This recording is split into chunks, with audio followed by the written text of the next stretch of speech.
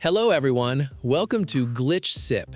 In this video, I'm going to show you how to make an automatic armor or weapon dispenser inside Minecraft, whether you're playing Minecraft Java or Bedrock.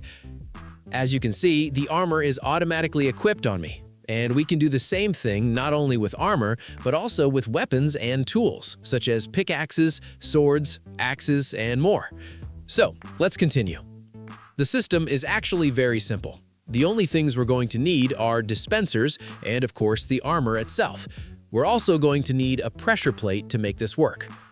As you can see here, each one of these dispensers has an item inside it. In this case, one has a helmet, another has boots, another has the chest plate, and another one has the diamond leggings.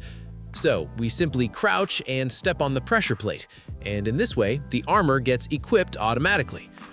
Like I mentioned before, the only things we need are the dispensers, the pressure plate, and the armor. For this example, we're going to use full diamond armor. We place this here, and this here. And we're also going to place weapons in another dispenser, so we can equip those as well. Now, we dig a hole in the ground.